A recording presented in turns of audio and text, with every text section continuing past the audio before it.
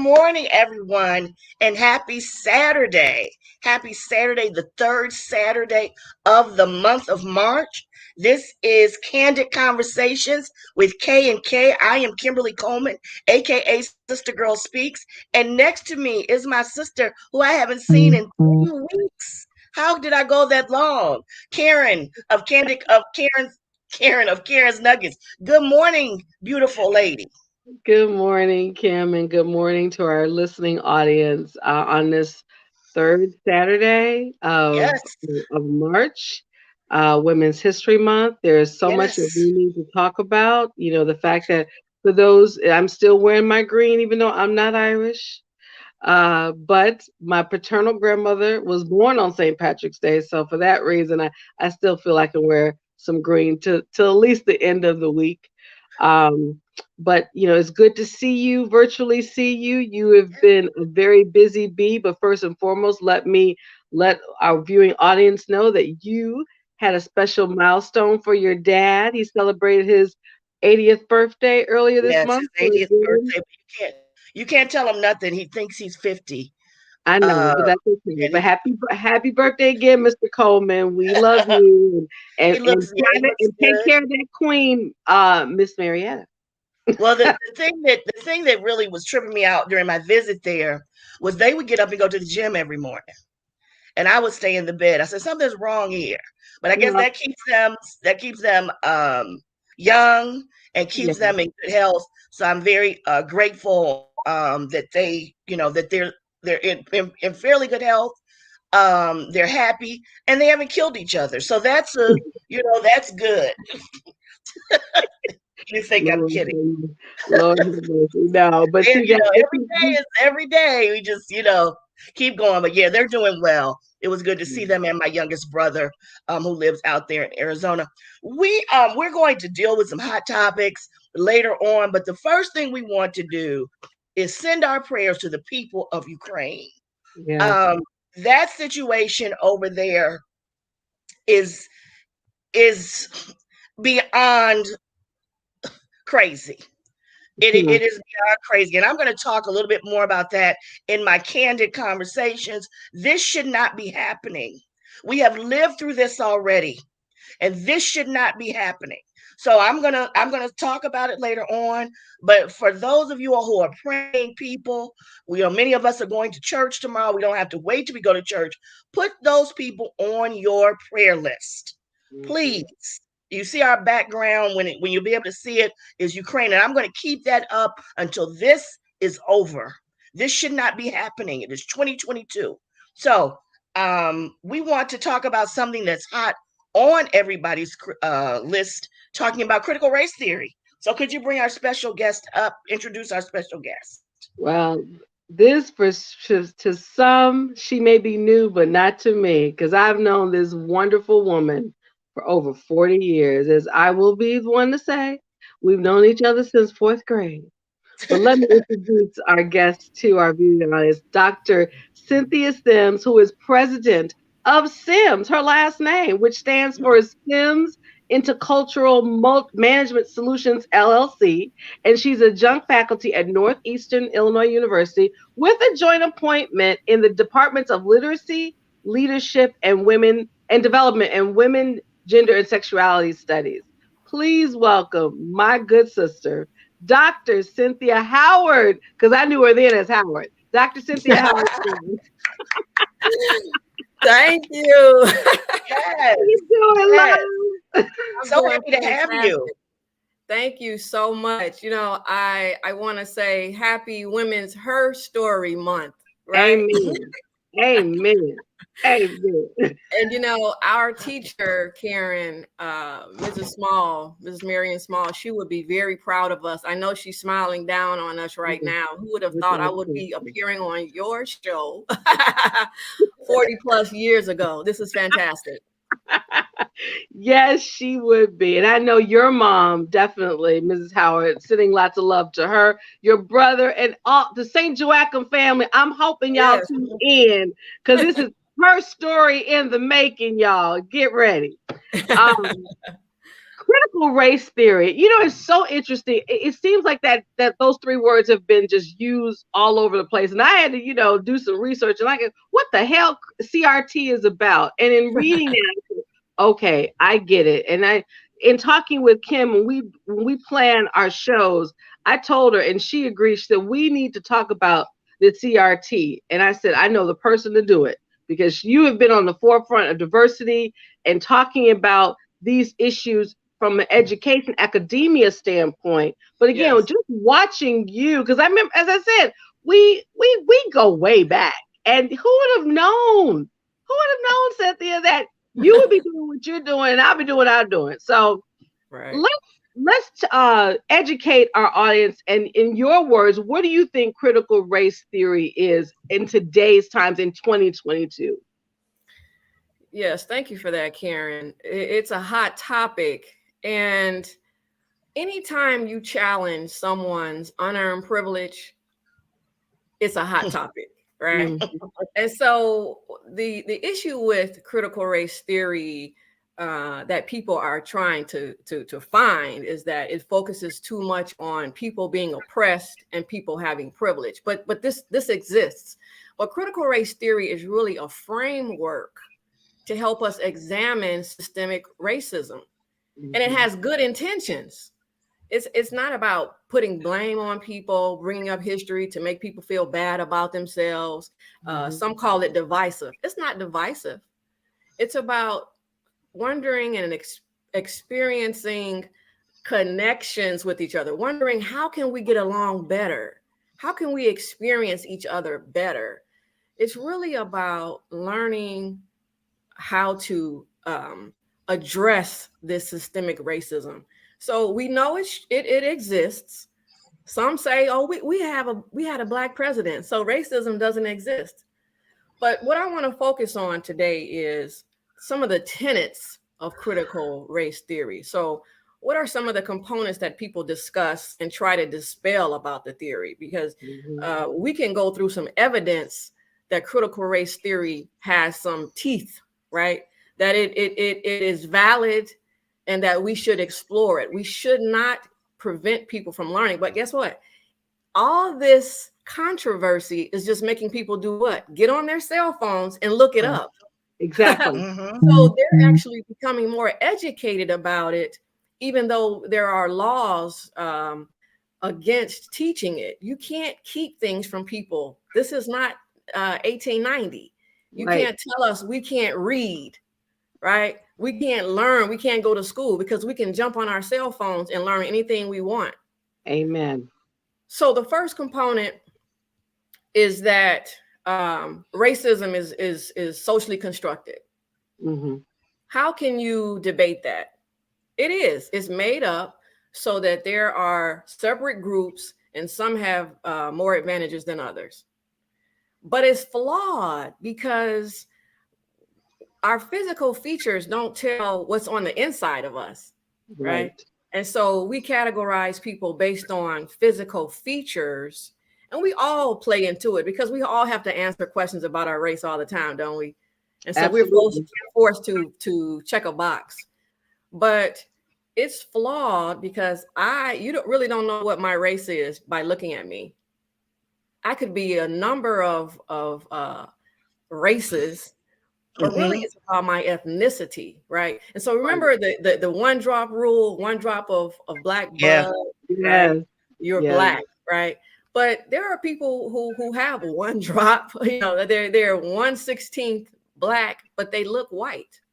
And so until you know that they have black ancestry but they have white features, they are treated like a white person, right? And so what race do they check on the box? We have so many multiracial people now. What do they check? And so they have this multiracial. You click the multiracial. That doesn't really tell you who I am. Right. But we cannot deny that race is socially constructed and that we all play a role in it, right? We know that's true. So the second piece is that race is it's perpetuated through social processes that we all play a role, but it's in our institutional rules, our laws, our regulations. Race is always there. If we think about some of the legislation that exists, it says you can't discriminate based on race, right? But we know that there are times when people do discriminate based on race, based on the way we look, the way we appear to be. Absolutely. And the very fact that legislators are trying, and teachers and administrators are trying to prevent us and our kids from learning about critical race theory is sort of perpetuating racism. It's sort of, they're using their power as legislators to tell us what we can and can't learn about them. And Right. and Dr. Sims, excuse me for interrupting you. You talk about discrimination against about how we look and what we look like. Just yesterday, the House passed a bill called the Crown Act, That's right. which was sponsored by no relation Congresswoman Bonnie Coleman, Watson Coleman. I think she's out of New York. I'm not sure. Yes. The Crown Act, which prevents people from discriminating against you based on natural hair, That's right. dreadlocks, coils, or anything. So we Right. see that in 2022, we're still having to pass legislation so that people will not discriminate against us based on our hair. That's right. And it's thank you for bringing that up, because we don't want to only talk about interracial issues, because there are some intra-racial issues that we have. Yes, And ma'am. so I speak a lot about colorism. Yes. And the fairer the better, the darker, that we have a disdain for being dark. So that the darker, the worse you are. You're lazy, you're not capable. But the fairer you are, the closer you are to white, you're better. That's the colorism piece. And so the hair, Kimberly Crenshaw, who is one of the authors of critical race theory, that title, right, and those concepts. She also is the author of intersectionality. And so it's not just about my skin tone, but it's about my hair. It's about my height, my weight. And so when you have a Black woman who is dark skinned, who has natural hairstyles, who is tall, there are stereotypes about her. If her communication style is assertive, she's this angry Black woman, because she has all of these other dimensions of diversity. And so putting all that together creates more problems for her, particularly in the workplace, right? And so And we're going to see that we're going to see that on full display starting Monday with Judge Katande Brown Jackson. Do I have her name correctly? She has natural hair. She is a darker skinned lady. Yes. And they are already gearing up to come after her.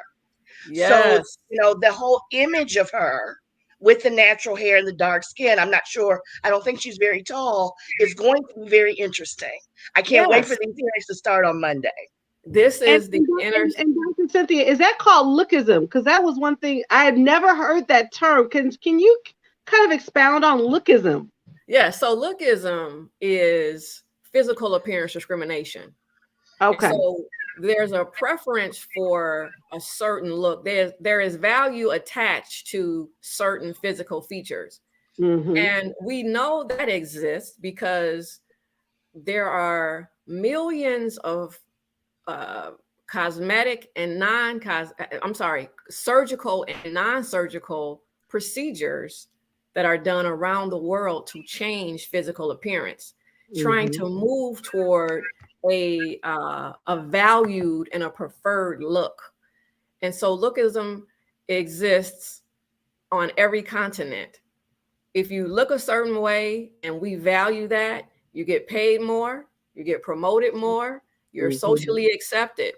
And so we wonder why people are having all of these surgeries and procedures done. Is because they know in their culture what the valued look is. And they know there are benefits attached to those physical features as well. Lots of nose surgeries, um, breast enhancements, Botox, lots of these things to give people that preferred look. And so all of this goes together, right? We have to think about how people categorize us based on how we look. And it happens instantly. We automatically begin to judge when we see somebody we don't know, or people that we do know too. It's like, I think I know you because I know two other people who look like you. Right? That's it. Wow. And so critical race theory says we need to, one of the other tenets is we need to have dialogue and we need to experience each other. We need to listen. We need to hear from people so that they can say, you know what, I don't do these things that you say all Black people do, or all Asians, we're not all quiet. We're not all meek, right? You know, as Latina women, we don't have a lot of kids, and we don't necessarily value family. All of us don't always value family, right? So there are some of these stereotypes that sometimes are positive stereotypes, right? But they still are judgments about people. And so critical race theory wants us to look, examine, think, listen, hear, allow people to talk, and then address it. How can we get along? I wonder what the world would be if we could just get along. Haven't we heard, can we all just get along? Oh, yeah. That is just famous, and it's true. And so I just teach about this as much as possible. And it's just the little things that we have to think about when we meet people that we've never been exposed to.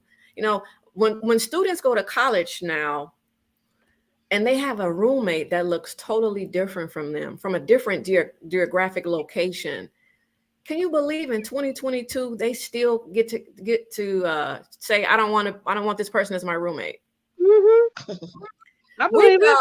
We thought in the 80s, 70s, 80s, 60s, you get a roommate, you're like, but we have children now who are going to school with people who they've been to high school with. So they've been exposed to much more racial and ethnic diversity than we were as kids, especially from the south side of Chicago, right, where we're from. So they have had exposure. Many college age kids have had exposure to lots of different people, and yet they can still decide, I know people like you, so I don't want to be your roommate. But isn't that what college is about? It's about getting to know people, getting that exposure, not staying in our own neighborhoods and with our own, but getting to know, because we learn so much that we can apply, because the purpose of college is to learn, but also to apply in the workplace, right? So these social skills that we are supposed to be developing, we aren't when we say, I don't like the way you look. I know people like you, so I don't want to get to know you. And I definitely don't want to live with you for 16 weeks, go home and come back and see you for another 16 weeks, right? So critical race theory, again, it just encourages us to talk. But there's one more tenet that I didn't mention, and that is that racism is common. And how do we know that it is commonplace in society and in social institutions? Because there are so many racial disparities. You think about who gets arrested and incarcerated more. If we're the minority, why do we make up so great of the population of those who are incarcerated? Why, when you go to buy a car as a brown person, is your interest rate higher than whites? Why, when you sell your house, I'm selling my house now, I had to take down all of my pictures, anything that identify me as being a Black woman. So Black person. It's like, oh no, I don't want this house. What did I do to the house?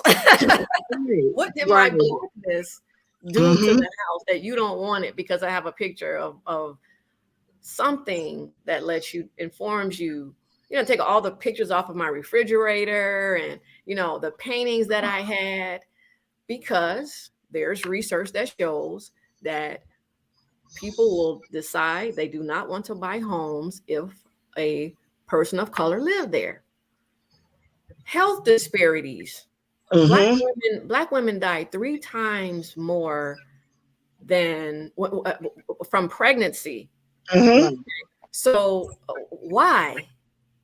So there are racial disparities just embedded in our society. And so that's all that critical race theory is trying to get us to see and understand why. Why, after all of the laws that exist, we have the Civil Rights Act that says you cannot discriminate based on A, B, C, D, E, F. And some of those have been massaged because the color in the title in the Civil Rights Act, Title 7, you could not discriminate based on color. So they had to kind of massage that because it's not just color, it's skin tone. We just talked about that, right? So, and how do we know we need that? Well, cases for colorism in the United States have risen from 392, I believe. I should know this by heart. This is in my textbook too. 392, 300-ish in 1992 to 3,000 plus in 2020, 2021. Wow. Even though it's against the law. So that color and that shade is embedded in the act, but and those are just the cases that have been filed. Because it's hard to prove. How do you know that it's because you're darker than the other candidate that you didn't get the job, right? So the billions and billions of dollars paid out for these colorism cases shows that it is real, and it shouldn't be growing, it should be decreasing. But as we're going to experience the browning of America, you all know the browning of America. So we're going to be a browner country. And that means that we're going to have more fairer people, right? Okay. And so as we learn that, there's really no difference between people who are light and dark, these colorism cases should go down. But research again, and scholars say, but it's not, because there's still going to be this attachment to light skin being valued. So we have to change that. And the Crown Act is a great step toward that. It's very key because that comes along with the brown skin. There are some people who aren't brown skin who have, who wear natural hairstyles. And who's one of them? I couldn't think of the woman's name, but she was the white woman who tried to pass for being black. Rachel Dozier. Yeah. And so I don't know if she had a wig but she had the natural hair going on. She did. You know what I want to say, and thank you for making this plain. For those of you all who are just joining us, we have the esteemed Dr. Cynthia Sims with us from the greatest city in the world, Chicago, Illinois. She is talking to us about critical race theory, one of the hot topics of our age right now. Basically, what critical race theory is doing is getting us to understand the issue of race in this country and how it plays out in history, but on a day-to-day basis. Now, many people, the reason why it is such a hot topic is because parents are thinking that if you teach slavery or you teach the civil rights movement, that is critical race theory, and it's not. That is basic history. And so what the reason why parents are upset is because they're saying, that these issues are making kids feel bad. And it's not to make kids feel bad if it's taught correctly.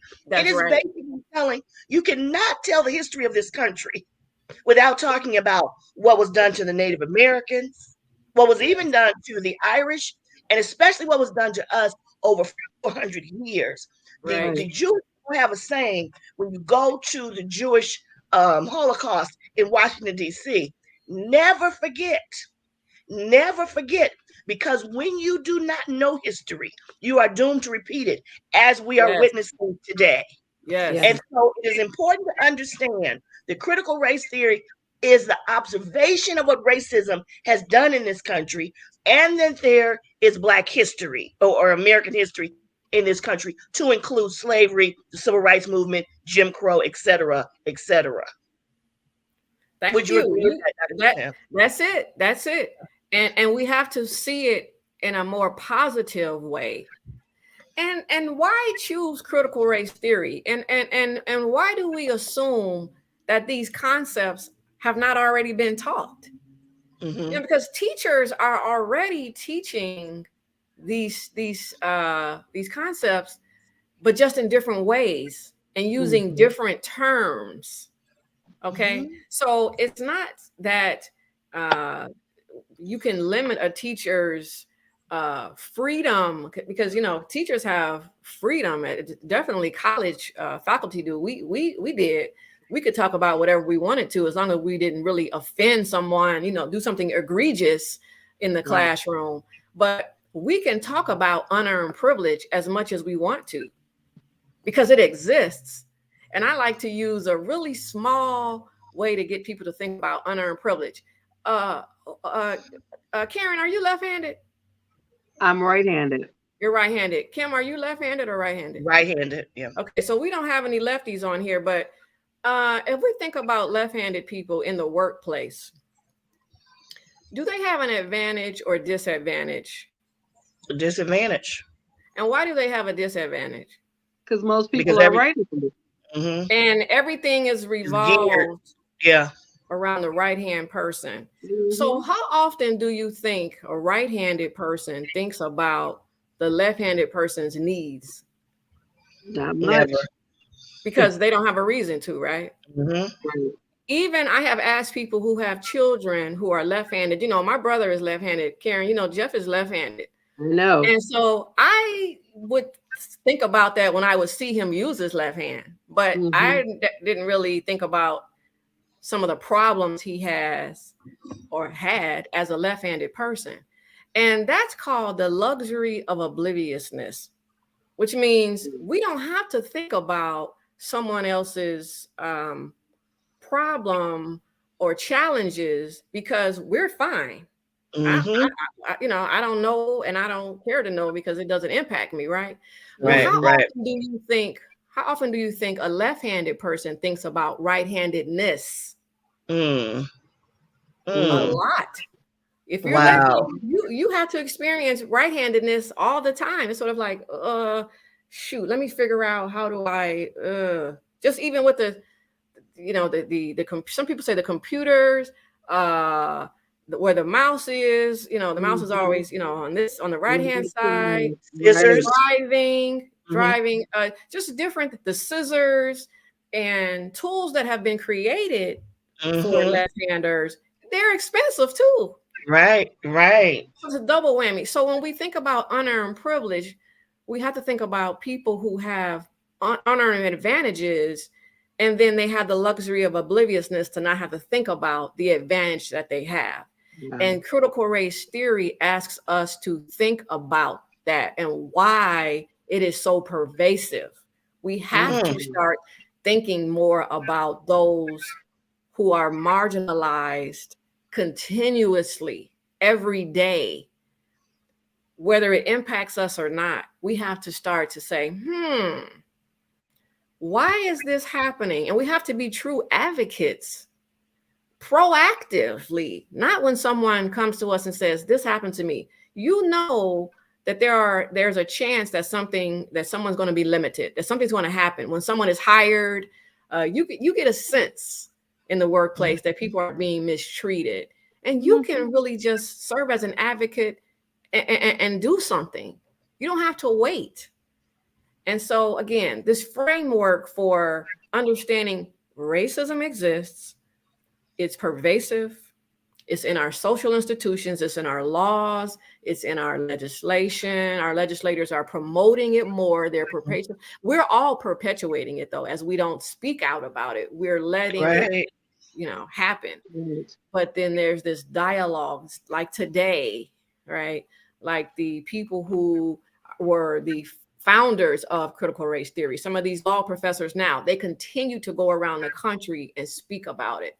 That's where we have to begin. Not begin, continue. Continue. Well, this has been, I have to tell you, in thinking and talking about critical race theory, this has been the most comprehensive way that someone has explained it.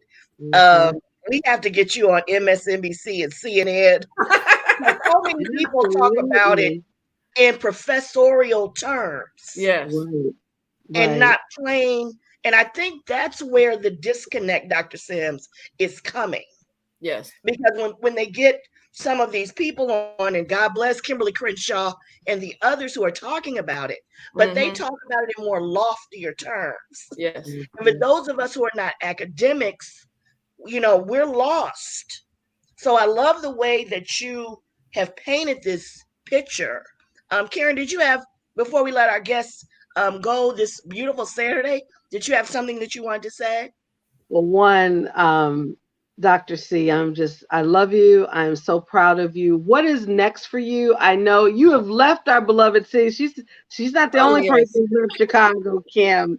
She is in sunny Orlando. But what is next for you, Dr. Cynthia? And how can we, myself, Kim, and the rest of our viewing audience really, from this point forward, know more about critical race theory and how we can explain it and explore it more so that everyone will be educated on it? Because they say Yes. knowledge is power, and I disagree with that statement. Application of knowledge is power. Right. That's So right. what can we do Yes. to help uh, foster this framework to be more so it can just be part of the general conversation and not be like, oh God, this is a hot topic. No, this is just something Yes. that we need to discuss on the regular. Yes. Thank you for that. We just have to read. Just start with reading. And Mm-hmm, there's one book, and mm-hmm, the title has nothing to do with critical race theory, although there are plenty of books out there that mm-hmm, are called critical race theory. White fragility. mm-hmm, Why it's so hard for white people to talk about racism. mm-hmm. It's not expensive, by Robin DiAngelo, and then the foreword of the book is by Michael Eric Dyson. Yes, Right. Oh, yes, So we yes. know, okay. that book explains why CRT is trying is viewed as this divisive, Mm-hmm. and why people do not want to give up their privilege. Mm-hmm. When we are in and when we have an advantage, we don't want to give it up. We like it. And so the white fragility is sort of, you're not going to die from talking about racism that exists. Why is it such a problem for you to feel uncomfortable with this conversation? Mm-hmm. It's uncomfortable for you to talk about it, but it's not uncomfortable for me to Mm-hmm. live it. Yes, yes, Oh, I have yes, to live this, and all I'm yes. asking you to do is talk about it, and then you can go back mm, home, right? But then Yeah. when I go back out, I have to live it. So this white fragility book is really good, just helping us understand and helping white people and other races understand.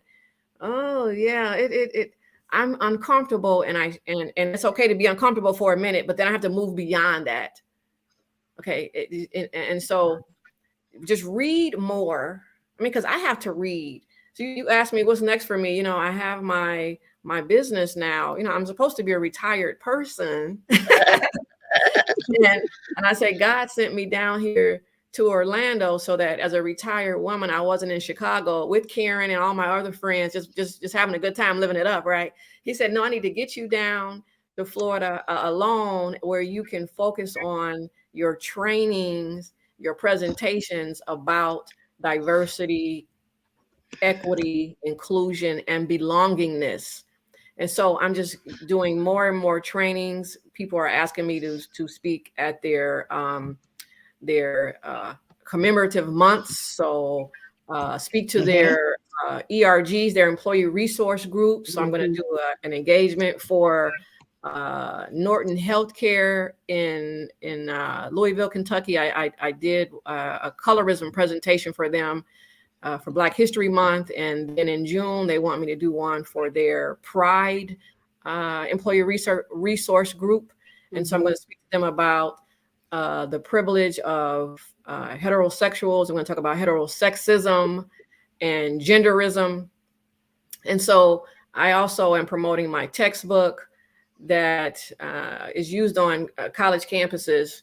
I have my students using the textbook, and I have other faculty who are using it in their diversity classes. And so I just want to talk about these issues, these challenges that we have, and just encourage people to feel a little more comfortable having these conversations. That's all, because that's where we began. We began with dialogue and being open. You have to be more open. So get that book, White Fragility. So they're gonna have to give me a kickback. A fee. Exactly. It's that good. book, yeah, I'm going to put that book in our comments on our page and on both of Karen's and our page. That book is available on Amazon. Yes, it is. It is only $8.16. My brother has read that book and teaches it in his classes at University of Oklahoma, or parts of it in his classes at University of Oklahoma.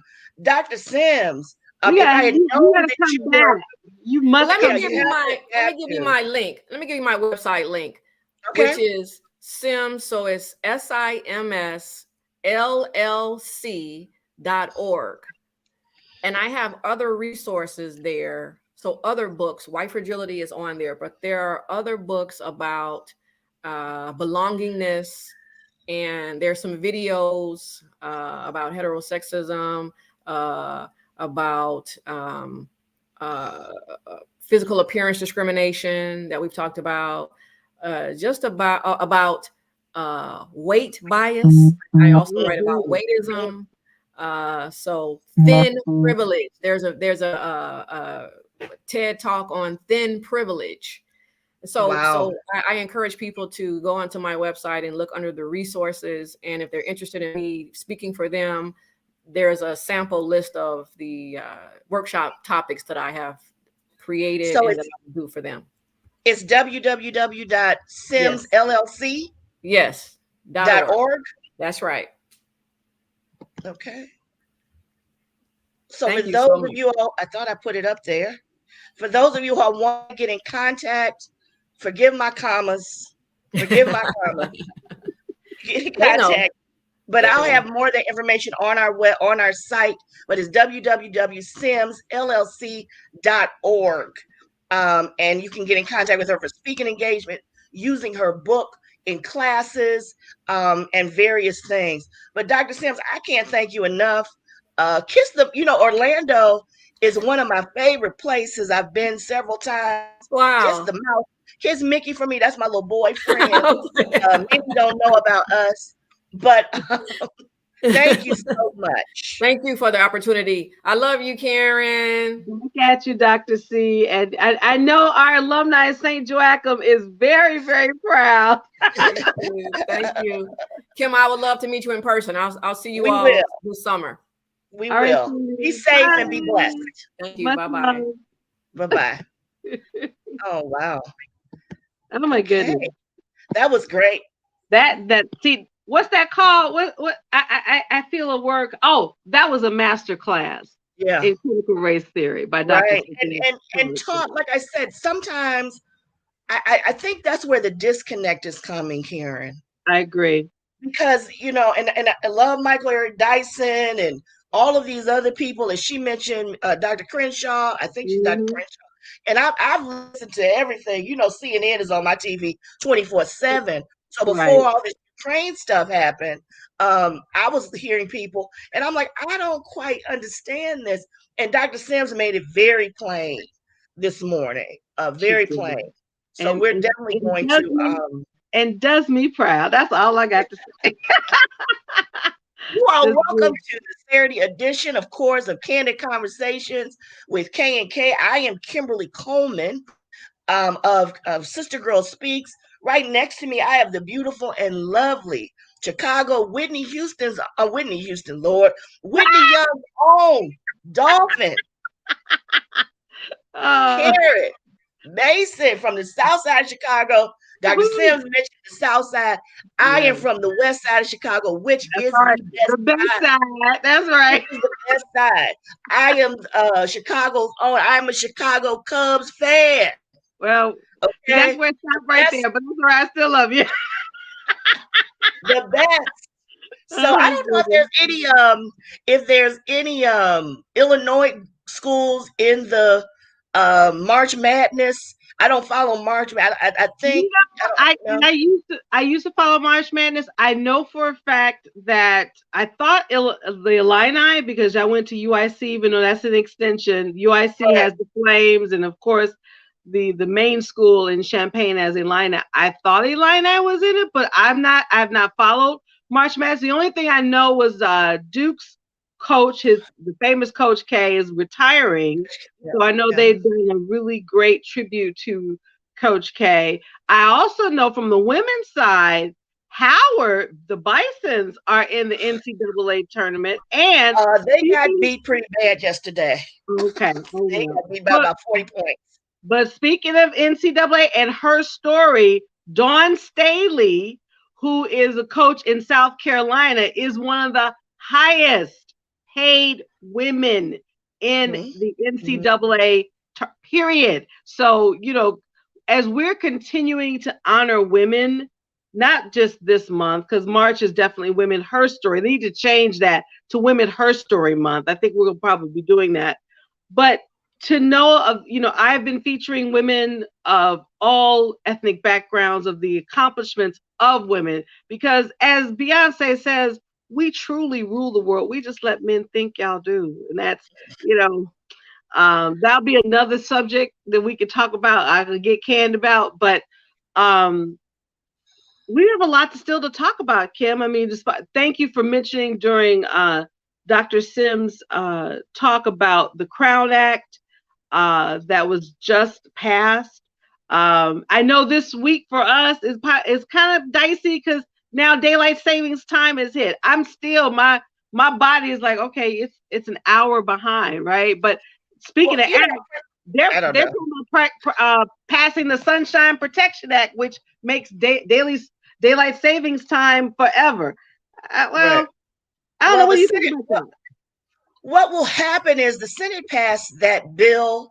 It is now going to the House, which will pass, and it will be signed by President Joe Biden. So it will go into effect next Yeah, year. right. And so what it does, for some reason, this doesn't affect me, but I've always been a little strange. It will expand the day. So kids will be able to play outside longer. People will able to expand the sports programs. It will not be as dangerous for those of us that take public transportation. That was always a big thing for me when I worked downtown Chicago and getting off Mhm. work or working overtime at 5 or 6 o'clock at night and having to take the L back home. So this will expand those hours. People will be safer. So I am excited about this bill finally being passed. We want to give a special shout out to the former President of the United States, Barack Hussein Obama, and the second gentleman, Doug Emhoff, who have COVID. COVID is still very real. COVID is still alive and well, even though many of us seem to have forgotten about it. But you can Mhm. still catch COVID. So for those of us who are, maybe have compromised immune systems, I continue to say wear your mask, get vaccinated, and get boosted, but sending a special shout out to them. I also want to send a special shout out to Judge Katanje Jackson Brown, I think that's her name, who will Ketanji be Brown Jackson, right? Tanya, yeah, who will hear her hearings will start Monday. The Senate Judiciary Committee send a special prayer for her. She is going to be integrated like no other. So send a special prayer for that sister. But I have a feeling that she's going to come out clean, and we will finally, after 200 something years, have a Black woman on the Supreme Court. Yes. Yes. I want to send also, I have a lot here. I want to send a special shout out to Will Packer, Amy Schumer, Wanda Sykes, my girl, and Regina Hall. Will Packer will be producing the Oscars next week. He's going to put some spins on it that people are not very happy about. But I've been saying Wanda Sykes should host this thing for a long time. She is one of my favorite comedians. I think she is hilarious. And so I'm excited. You know, my girl Regina Hall and Amy Schumer. I think this is going to be, even though I'm going to be at the New Edition concert next Sunday when all this is going on, which I'm a little upset about, but that's okay. I never miss the Oscars. I never miss the Oscars. Right. But I'm excited about that. I'm excited to see Will Smith win his first Oscar for King Richard. He has been cleaning up on the awards, the Critics' Choice Awards, the BAFTA Awards, the SAG Awards. I don't know if they've had They had Golden Globes. the Golden Globe. But anyway, he has been sweeping. Denzel Washington told him that this is his year. And if you have not seen King Richard, do yourself a favor and go. The performance by Anjanou Ellis, who is also nominated for an Oscar, long overdue, is a wonderful film about family. And it is amazing. So those are the things I had, Kay. Well, that was a lot. I mean, and then, before I do the transitions, I don't know if this story went viral. I know it went viral here in Chicago, but I'm sure it went viral nationwide because we had a he's a millionaire, but he was a former mayoral candidate. Earlier this week, Willie Wilson, who was a businessman, had gifted, I think it was 10 local gas stations for people to go and get $50 of gas. Well, it caused such an uproar because even though I do believe the thought was very authentic, but I don't think the planning piece it didn't do well. Well, guess what he's doing now, Kim? He going now to the suburbs and he's donating $1 million. So for those who shout out to him. Well, but shout out to him. But for those gonna be in Chicago and get that free gas, please, y'all, just be patient. Be patient. That's all I'm gonna say. Let me just say, this is a good time to be a non-driver. I don't drive. I don't have a car. Never have one. I'm not ashamed about it at all.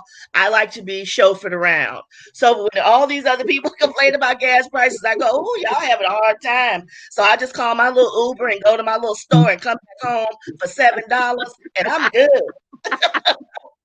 Well, again, I just want to give a shout out to, of course, Willie Wilson. But before we even talk about Let's Get Candid, there were some transitions here locally in Chicago, but they impacted the entire world.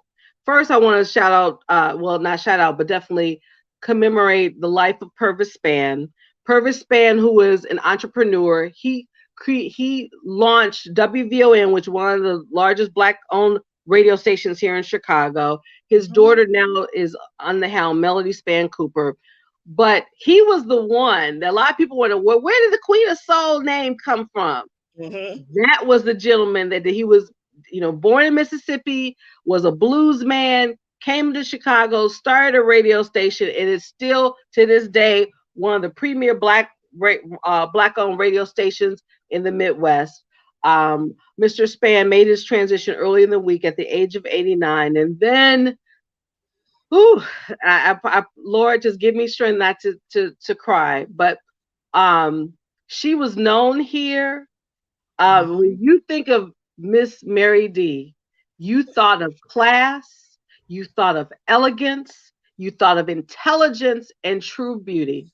Mary D was the director of community relations for WGN television. She was also known locally here as the Lottery Lady, but she had a career span of over 60 years in radio and television.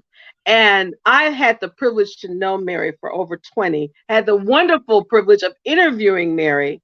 And when I tell you, Kim, that that woman was just such of grace, she cared about people, Mm-hmm. people who you may not even hear on the television Mm-hmm. or internet stage. She cared about people. Anytime Mary D made an appearance at a local or a non-for-profit event, things just soared because everybody wanted to be around Mary. Mm-hmm. So she made her transition Wednesday at the age of 85, and even up until she made her transition, she did a photo shoot Mm-hmm. last week and looked gorgeous. One of the premier makeup artists, Mr. Fina Johnson, had shared a photo of her doing Mary's makeup, and it was just like, and how old was she? You would have never guessed she was Right. 85 years young. And so my Right. thoughts and prayers are to her daughter Toya, to her son-in-law Kevin, and her granddaughter Marissa, who she just adored. Um, Mm-hmm. so these, and again, this is just a reminder, y'all, that for people that you really love, and for some that you may not, but if you have issues with, reconcile that because life is Mm-hmm. too short. You don't get the opportunity to say, I'm sorry or I love you. Because when they're gone, ladies and gents, they're They're gone. gone. Yeah, it's So important to note that Mary D, for those of you who are really outside of the Chicago area who don't know her, was survived a kidnapping and a shooting yeah, to her head. And right. after that, she became an advocate for victims' rights. Yes. A really remarkable story. I had the opportunity to meet her and used to be good friends with her niece, Myra. So, she was an icon in the Chicago area. When you think about the history of Chicago, you think about Purvis Man, as you mentioned, you think about the great Harold Washington, who I miss today. There would be no Barack Obama If it without wasn't Harold for Hero Washington, that and is Mary D. oh I remember absolutely. Mary D. interviewing Harold Washington a couple of times. So Karen is right. We are losing some of our icons, and we're also losing people who are not icons, but they're still made an impact on the culture. Tracy Braxton of the Braxton Sisters died this week at the age of 50. For those of you all who watch the Braxtons on Family TV, I'm not values, sure if Tracy right. was the oldest. She died at 50 from esophageal cancer. Many people did not know she was sick. She Right. leaves behind her husband, her son, who I believe got married last year, and two grandchildren, and of course her sisters and her mother and her father. Tracy, was really funny in the show. I watched the first couple episodes, but I just want to say this: there was a lot of arguing in that show Oh yeah. and a lot of pettiness. But see, That was one. that's how sisters are. And when I watched the reality show Braxton Family Values, I said if I was gonna be a sister, I would be Tracy. Because that's how she told it like it was. She Yeah, didn't care. She spoke her truth. And again, you had posted something about Tracy that when she had one public post before she transitioned, and you could tell she was losing weight, and someone said something mean about her. You don't know a person's story until you walk in their shoes. So yeah. folks, y'all be very careful in talking about people if you don't know the story. But also, I remember on one of those shows, Bishop Jakes came in. They had Bishop Jakes came in, and they also had Ayala Van Zant, Mm-hmm. who tried to heal. I mean, it was a Yes. lot of stuff going on. And Bishop Jakes said to them, "Y'all got money, y'all are beautiful. What is the hang up?" Right. And I'm sure, and we're all human, but I'm sure if they could take those arguments back, because at one point Tracy wasn't speaking to any of them. I know. That's I when remember. that's when I stopped watching the show. So what I'm saying, as Karen said, life is short, and that's why I cherish going out to visit my parents and spending as much time with them as possible. Um, Absolutely. and even though they seem to like their own company with each other better, It's which is fine. okay, sweetie. Because I But mean, you're blessed to have your parents. Because tomorrow for me, will mark my father's 84th heavenly birthday. And Okay. so I will always tell people, especially have their parents, cherish them. They get a little antsy. It's okay because you could still see them. You could Yeah. still hear their voice. Because unfortunately, we go through that cycle of life. Because at one day, you're not going to hear the voice. You're Right. not, and you will have to recollect. And hopefully, if you've had great relationships with your parents in particular, that you can just when the trigger moments come, and ladies and gentlemen, they do come, you can look back and say, okay, they're okay. Because I see and I hear people with their parents sometimes, and they not you. I'm just putting out there, but they talk about them in an unfavorable way, and I'm like, if they were gone, would you say this stuff then? So just be because one day, ladies and gents, we're gonna be at that age that our parents are. And you hope that you have children, that if you taught them well, that they will have the hopefully the same loving and open relationship that you had with your parents. So Yes. Shout that's out my to Robin point. Tillman, Yeah. who listened today, who will be our guest next week as we focus on women entrepreneurs. We have a wonderful show planned next week. Before we get into candid conversations, let's get candid. Do you have anything else that you wanted to say? No, it's good to have you back. It's good to have our viewing audience, and we'll, as we're closing out winter, hopefully here in Chicago. I don't know about Oklahoma, but because tomorrow also marks the first day of spring. So, as we're continuing to spring forward, ladies and gents, think about what you want to have. You plant your seeds. Hopefully, you plant your seeds in winter. Now that you can have those thoughts, spring forward and nurture, because time still goes on, and we're in some critical times now, and so just as Kim says, definitely stay prayerful, and let's continue moving forward. Yes, pray for us here, down here in Oklahoma and other places. We are getting ready to enter into the tornado season. The Mhm. past few years have been great, have been better than others, but we're always, you know, very mindful. We had a thunderstorm, a really bad thunderstorm the other night. We've had tornado watches, so just Mhm. keep us in prayer.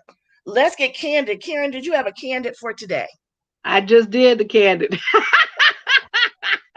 I just did Okay. my candid. Just as I said a few moments ago, for the people they love you, and doesn't necessarily meaning family, but for those who you love and cherish and will reciprocate back to you, just make sure you take care of them, because one day, as I said, they won't be around, and then you don't want to live with regret. You only want to continue to live with purpose.